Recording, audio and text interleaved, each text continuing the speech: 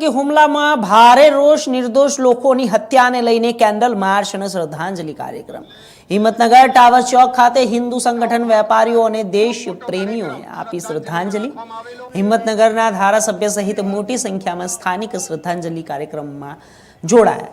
આતંકવાદી અને વળતો જવાબ આપવાની માંગ. હિંમતનગરમાં આતંકવાદીના પૂતળાનું દહન કરાયું. હિંમતનગરના છાપરિયા વિસ્તારમાં આતંકવાદીના પૂતળાનું દહન કરાયું. નમાઝ બાદ મુસ્લિમોએ પાકિસ્તાન હાય હાયના નારા પણ લગાવ્યા. મુસ્લિમ સમાજે જિલ્લા કલેક્ટરને આવેદનપત્ર આપ્યું.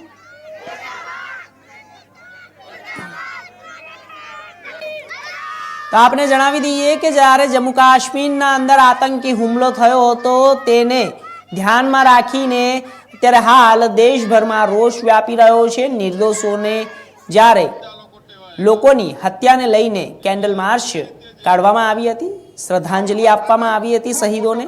તમામ પ્રકારના આ મુસલમાન લોકોએ પણ નમાઝ અદા કરીને પ્રદર્શનમાં જોડાયા હતા અને જેને પણ આ કૃત્ય કર્યું છે તેને તરત ને તરત સજા મળે, સખત સજા મળે તેવી વાત કરવામાં આવી હતી.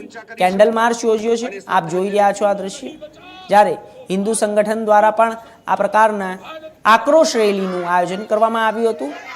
તેની અંદર પણ મુસ્લિમ ભાઈઓ પણ જોડાયા હતા. પૂતળું દહન કરવામાં આવ્યું હતું.